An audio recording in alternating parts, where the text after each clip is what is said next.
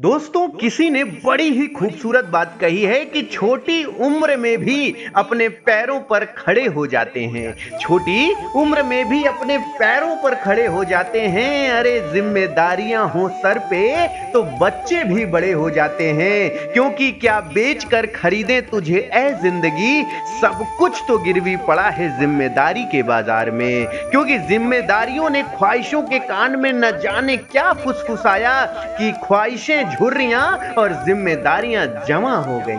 Good morning Hindustan. जी हाँ, नमस्कार, प्रणाम, आदाब। मैं अतुल महेंद्रा स्वागत करता हूं आप सभी का फिर से इस प्रातःकालीन वेला में।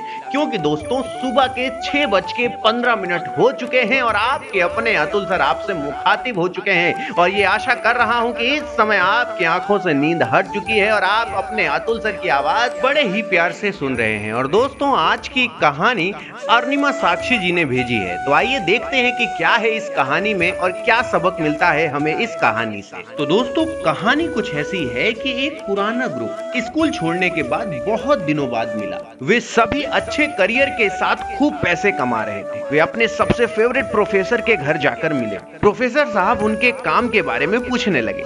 धीरे धीरे बात लाइफ पे बढ़ते तनाव और काम के दबाव पर आ गई। इस मुद्दे पर सभी एक मत थे। भले ही वे सब आर्थिक रूप से बहुत संतुष्ट और मजबूत थे, पर उनकी जिंदगी में अब वो मजा नहीं रह गया था जो पहले हुआ करता था।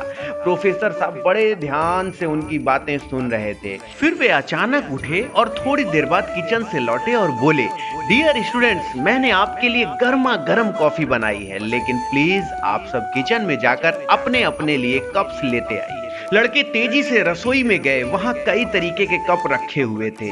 सभी अपने लिए अच्छा अच्छा कप उठाने में लग गए। किसी ने क्रिस्टल का शानदार कप उठाया तो किसी ने पोर्सिलेन का कप पसंद किया तो किसी ने शीशे का कप उठाया। सभी के हाथों में कॉफी आ गई। तो प्रोफेसर साहब बोले, अगर आपने ध्यान दिया हो तो कप दिखने में अच्छे और महंगे थे।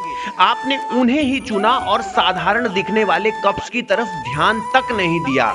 जहां एक तरफ अपने लिए सबसे अच्छे की चाह रखना एक आम बात है, और वहीं दूसरी तरफ यही चाहत समस्या और तनाव का भी कारण बनता है। दोस्तों, ये तो पक्का है कि कप कॉफी की क्वालिटी में कोई बदलाव नहीं लाता। ये तो बस एक जरिया है, साधन है जिसके माध्यम से आप कॉफी पीते हैं। असल में जो आपको चाहिए था वो बस कॉफी ही थी, कप नहीं। पर फिर भी आप सबसे अच्छे कप के पीछे ही गए और अपना लेने के बाद दूसरों के कप को निहारने लगे।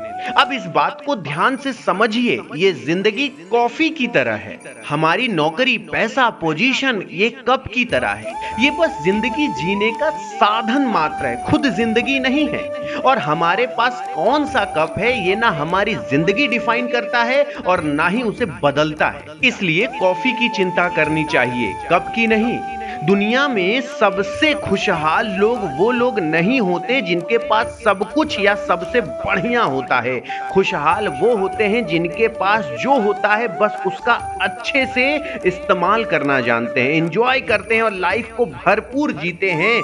क्योंकि कहते हैं कि जिंदगी मौत का ये बना है नियम, जन्मस्थान से शुरू शमशान में खत्म।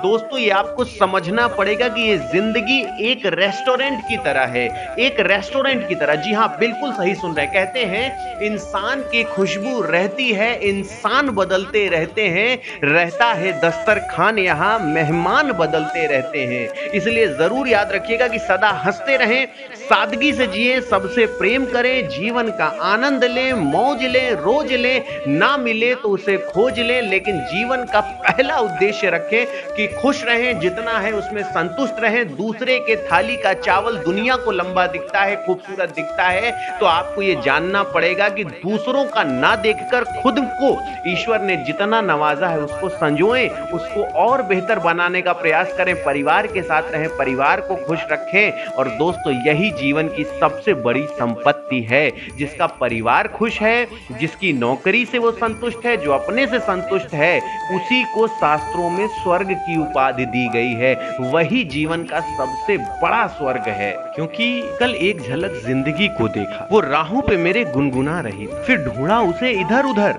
वो आंख मिचौली कर मुस्कुरा रही थी। एक अरसे बाद आया मुझे करार, वो सहला के मुझे सुला रही थी।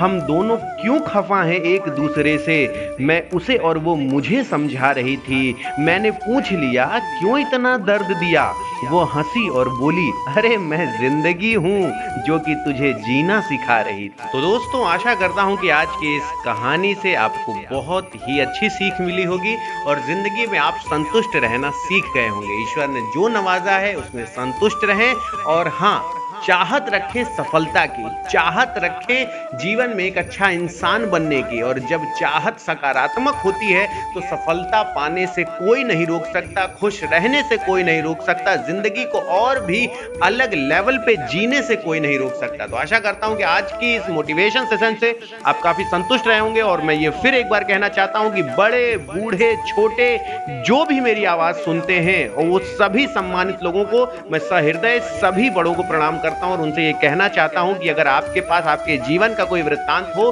तो मुझे वो सारा वृत्तांत आप मेरे टेलीग्राम चैनल पे मुझे शेयर कर सकते हैं। मेरा टेलीग्राम चैनल है मोटिवेशनल गुरु अतुल सर, जैसा कि आप इसे स्क्रीन पे भी देख सकते हैं। मेरा टेलीग्राम चैनल है, इसी लिंक के थ्रू आप मुझे ज्वाइन कर सकते हैं और अपने जीवन की कोई भी मोटिवेशनल थॉट्स हो वो आप मुझ तक शेयर कर सकते हैं। तो thank you so much for your love and support. कल घड़ी फिर 6:15 बजाएगी और आपके अपने अतुल सर फिर कल आपसे इसी समय पे मुखातिब होंगे। तो thank you so much for your love and support. Thanks a lot.